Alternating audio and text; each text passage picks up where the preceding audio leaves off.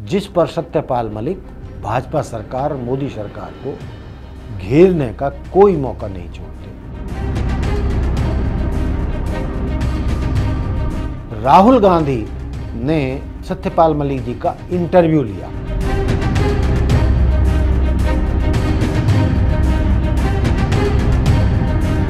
कहीं सत्यपाल मलिक भाजपा छोड़कर कांग्रेस में जाने की तैयारी तो नहीं कर रहे?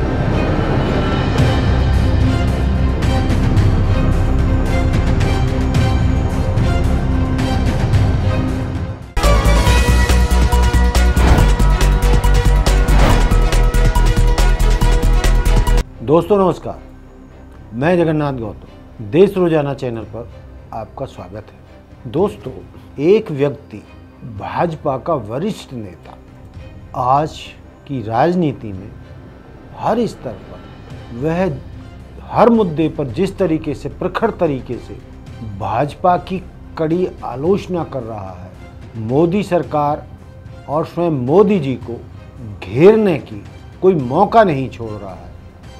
और वो भाजपा का इतना वरिष्ठ नेता, जो बिहार का राज्यपाल रहा है, जो गोवा का राज्यपाल रहा है, जो मेघालय का राज्यपाल रहा है, जो जम्मू कश्मीर का राज्यपाल रहा है, और इतने वरिष्ठ पदों पर रहते हुए यह वरिष्ठ नेता भाजपा का, ये मानना पड़ेगा कि इसको किसी का भय नहीं, किसी का डर नहीं, बेबाक तरीके से अपने विचार रखता है। अब आप जानना चाहोगे कि ये भाजपा का वरिष्ठ नेता कौन है जो मोदी जी को भी नहीं छोड़ता, उनके खिलाफ भी बेबाक टिप्पणियां करता है और यहाँ तक दावा करता है कि अगली बार यानी 2024 के चुनावों में भाजपा सरकार सत्ता में नहीं लौटेगी और ना ही मोदी जी तीसरी बार प्रधानमंत्री बनेंगे। ये तो कमाल है, इतनी बेबाक टिप्पणियां करना, वो भी मोदी शाह के राज में, बहुत बड़ी बात, बहुत बड़ी बात है। और इस भाजपा के वरिष्ठ नेता का नाम है सत्यपाल मलिक। दोस्तों, सत्यपाल मलिक जी ने हर मौके पर, चाहे वो मुद्दा किसान आंदोलन का रहा हो या महिला पहलवानों के साथ यौन शोषण का रहा हो, पुलवामा अटैक का मुद्दा रहा हो, कोई ऐसा मौका नहीं है जो सत्यपाल मलिक ने जिस पर उंगली ना उठाई हो। पुलवामा अटैक पर भी उन्होंने कहा कि ये सरकार का फेलियर है। उन्होंने ये भी कहा कि किसान अन्नदाता है और उसको भूखे प्यासे बरसात में लगभग साल भर आंदोलन करना पड़ा। एमएसपी के मुद्दे पर, किसानों की आय बढ़ाने के मुद्दे पर उनके साथ बहुत ज्यादतियां की गई, लेकिन किसान डरे नहीं जब तक सरकार झुक ना गई। उनकी कुछ मांगों को जो थी उनको मानने का भी सरकार ने आश्वासन दिया, लेकिन वो सभी आश्वासन आज तक नहीं पूरे हुए। एमएसपी का मुद्दा आज भी अटका हुआ है। सत्यपाल मलिक ने महिला पहलवानों के यौन शोषण के मुद्दे पर भी सरकार को घेरा और भाजपा के सांसद को उसकी कड़ी आलोचना ही नहीं की, बल्कि उसको जेल भिजवाने का उन्होंने शर्त रखी थी कि जब हम बेटी पढ़ाओ देश बचाओ का आंदोलन चला रहे हैं, हर ट्रक के, हर वाहन के पीछे ये लिखा हुआ है, तो एक भाजपा का सांसद सरेआम उन महिला पहलवानों का यौन शोषण कर रहा है जो देश के लिए मेडल जीत कर लाई, ओलंपिक में भी लेकर आई, एशियन में भी लेकर आई और भी कई प्रतिस्पर्धाओं में, कॉमनवेल्थ गेम में भी वो लेकर आई। जब उन तक को न्याय नहीं मिल रहा है तो इस नारे का मतलब क्या रह जाता कि बेटी पढ़ाओ बेटी बचाओ। तो मेरा कहने का मतलब ये है, ऐसे दर्जनों मुद्दे हैं जिस पर सत्यपाल मलिक भाजपा सरकार, मोदी सरकार को घेरने का कोई मौका नहीं छोड़ते। अब ये समझ में नहीं आ रहा है कि भाजपा सरकार या मोदी, अमित शाह उन्हें बर्दाश्त कैसे कर पा रहे हैं। ना ना तो वो निगलते बन रहे हैं ना उगलते बन रहे हैं, ना तो वो उन्हें पार्टी से निकाल पा रहे हैं और ना ही जिस तरीके से वो भाजपा के गोभी खोद रहे हैं उसको भी वो बर्दाश्त नहीं कर पा रहे हैं। अब एक अजीब हादसा हुआ पिछले हफ्ते कि कांग्रेस के पूर्व अध्यक्ष सांसद राहुल गांधी ने सत्यपाल मलिक जी का इंटरव्यू लिया और एक बेहतरीन पत्रकार की भूमिका राहुल गांधी ने निभाई और वो सारे सवाल सत्यपाल मलिक जी से पूछे जिनसे सरकार घेरे में आती है, आरोपों के घेरे में आती है। सत्यपाल मलिक ने ये भी दावा किया है कि जो गौतम अडानी वाला जो मुद्दा है वो किस तरीके से भाजपा के शासनकाल में अरबपति खरबपति बना, तो उसके पीछे प्रधानमंत्री नरेंद्र मोदी जी की दोस्ती है।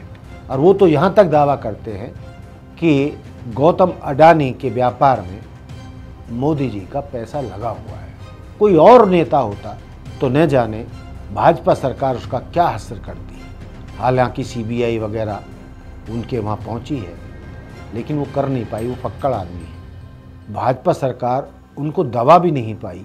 शायद जाट समाज की वोटों का भी मुद्दा हो सकता, लेकिन वो भाजपा सरकार की आंखों की किरकिरी जरूर बना। इतनी हिम्मत, सरेआम प्रधानमंत्री की आलोचना करना, कदम कदम पर भाजपा सरकार की आलोचना करना और ये कहना राहुल गांधी से कि मैं लिखकर दे सकता हूँ कि ना तो भाजपा सरकार 2024 में सत्ता में लौटेगी, ना ही मोदी जी तीसरी बार प्रधानमंत्री बनेंगे। जिस आत्मीयता के साथ राहुल गांधी और सत्यपाल मलिक के बीच में संवाद हुआ, राहुल गांधी ने उनका इंटरव्यू लिया और दोनों कितने पोलाइट थे एक दूसरे के प्रति, कितने सम्मान के साथ बात कर रहे थे। तो मैं कहना ये चाह रहा हूं कि आखिर सत्यपाल मलिक चाहते क्या, और उनका राहुल गांधी को इंटरव्यू देना, उनके प्रति सॉफ्ट कॉर्नर होना, कांग्रेस के प्रति मुलायम रहना, कहीं सत्यपाल मलिक भाजपा छोड़कर कांग्रेस में जाने की तैयारी तो नहीं कर। और एक सवाल और है कि आखिर भाजपा उनको क्यों इग्नोर कर रही है। उसका कारण एक और भी बताया जाता है कि सत्यपाल मलिक जी 76-77 साल के हो चुके हैं और 75 साल के बाद तो मोदी अमित शाह सरकार में, भाजपा सरकार में किसी नेता की कोई अहमियत नहीं रह जाती, ना ही उनके लिए कोई राजनीतिक सत्ता का कोई जगह बचती है। तो वो इग्नोर कर रहे हैं, ना तो उनको कोई टिकट देंगे, ना कोई भविष्य में कोई पद देंगे बड़ा। किसी भी तरीके का पदवी देने का सवाल नहीं पैदा होता कि जितने मुखर तरीके से वो भाजपा सरकार की और मोदी जी की आलोचना कर रहे हैं। तो राहुल गांधी जी के इंटरव्यू के बाद राजनीतिक बड़े पत्रकार ये सोचने पर मजबूर हो रहे हैं कि क्या सरकार सत्यपाल मलिक जी को कांग्रेस में शामिल करने जा रही है। क्या सत्यपाल मलिक कांग्रेस में शामिल होने जा रहे हैं और क्या सत्यपाल मलिक एक नई राजनीतिक पारी खेलने की तैयारी कर रहे हैं। तो दोस्तों, ये था मेरा आज का मुद्दा सत्यपाल मलिक जी के ऊपर कि भाजपा सरकार उनसे कितनी दुखी है और जबकि कांग्रेस उनकी भूमिका को अपने हक में मानती है, विपक्ष के हक में मानती है। और इन हालात में यदि सत्यपाल मलिक जी कांग्रेस में शामिल हो जाते हैं तो किसी को आश्चर्य नहीं होना चाहिए। तो दोस्तों, ये था मेरा आज का मुद्दा। मिलते हैं फिर नए एपिसोड में किसी नए मुद्दे के साथ। देखते रहिए देश रोजाना। जय हिंद, जय भारत, जय संविधान।